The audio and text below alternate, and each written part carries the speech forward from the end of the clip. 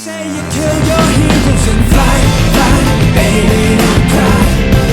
No need to worry, cause everybody will die. Every day we just go, baby.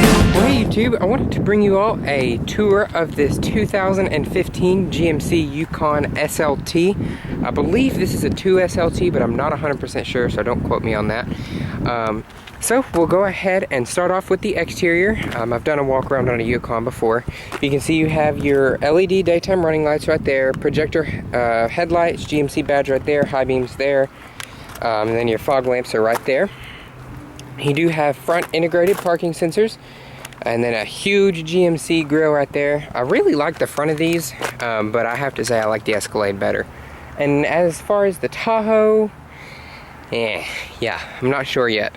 You do have chrome surrounds on the fog lights. Coming to the rims, let's see, we have two 65/65 R18s wrapped in Goodyear Assurance tires. Of course, you have your Yukon XL badge right there. You do have blind spot warning, and then LED turn signals in the mirrors, which these mirrors are tiny. I see in the mid-cycle refresh these being made much larger. You do have running boards, chrome accented down there. Smart key access on all 4 doors, SLT right there. And you can see right here, this is one feature that GM really liked to advertise, is that they put the doors where they don't wrap over the roof anymore. So they really advertise that for sure. You do have your fuel filler door right back here. It is E85 compatible. Coming around to the back, you can see you have, of course, your LED brake lights and turn signals, and then your LED brake lights, turn signals, and then your reverse lights right there.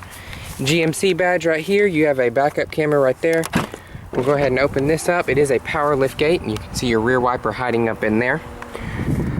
And another new feature that GM has liked to advertise that Ford has had since 2003, I might add, so that was 11 years ago, is power folding seats. You can see these are now power folding, and you do get a flat load floor, but the only problem with that is, yeah, you can do it. Go for it. Okay, well, I'll have to mess with it then. The load floor is now raised with this lip right here, and I could see that making getting cargo in and out really difficult. And this is really nice. So this is actually new for me. I haven't even seen this yet.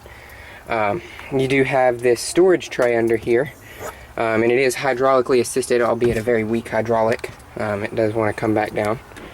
So we'll go ahead and pop the seat back up over here, and then I'll mess with the other one here in just a second.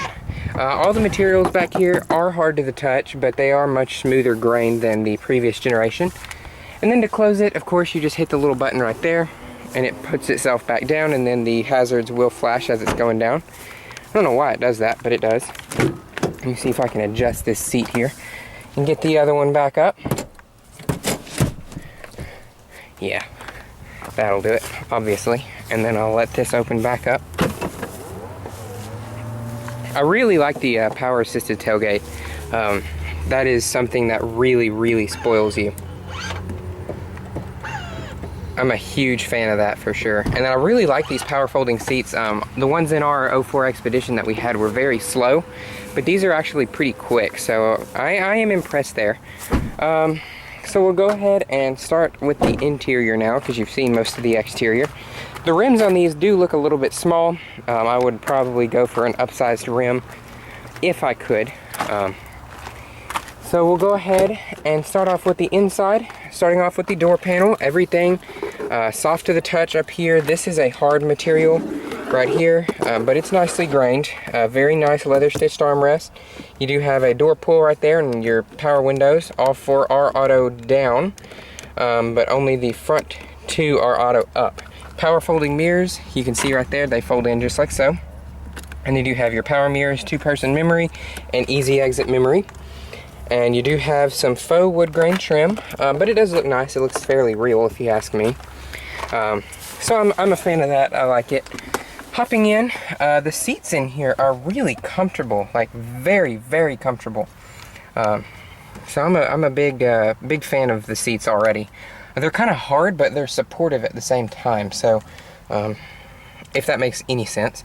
Starting off, steering wheel is leather wrapped. You do have your membrane covered buttons here. This one does have forward collision warning, heated steering wheel, hands-free Bluetooth. This is basically a fully loaded one, and it's a rental, so that's exciting. No key in this one, sadly. I would really appreciate if there was, because it is hot as crap in here.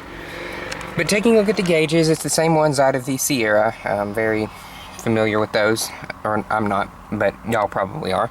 But you've seen them before. You do have your automatic your projector headlamp controls right up here. You can see them reflecting on the back of that van, and they are just projectors, no HIDs. I think that's reserved for higher trim models, and of course your high beams right there on the stock. You do have your wipers, your rear wiper, and then your washer right there. Hazards are located up here where they've always been. All of the dash is soft to the touch. I really like that. And here's your Intellilink screen, I think is what it's called in GMCs. It's MyLink in Chevrolet. And it does power on. This one has 1,001 miles on it, actually. Won't do any radio, but you can see you have all of your controls. It works a lot like an iPad. You have navigation back here. So you do get navigation. I like that a lot, and it kind of tells you where you are and stuff. You do have app integration. You can't swipe. You do have OnStar, weather, Pandora. Let's see if weather's hooked up, shall we? It is very slow. Yeah, weather is hooked up, so that's pretty cool. I like that a lot. That's through your Sirius Travel Link, I'm sure. And then, like I said, all the dash is soft to the touch. Stitched leather over here. This is a hard material, but it's okay. Glove box is pretty decently sized. I don't see the window sticker in here, so I can't tell if it's a 1 or 2 LT. Very nice real aluminum trim right up here. At least it feels real. And that's what counts, I guess. Your rear climate controls down here, front climate controls up here, heated and cooled seats. I wish I had used to the cooled seats in here. It's about 130 degrees in this car, probably. Two USBs here, a cigarette lighter outlet there. Same thing for the passenger seat over here. Cup holders, stitched leather armrest with a chrome handle here. Very nice. You'd have 2 more USBs, an aux, and an SD card slot, and also another 12-volt power outlet. And you can use this as a filing cabinet, so that's very nice. I like that a lot. You can see you do have a little storage tray right there with a removable tray in there. This one, of course, smart key access. I think that is a 2LT thing. I don't know. There's already ink on here. Wow, somebody's that careless with a brand new rental car. Sun visors, mirror and vanity light, very typical stuff there.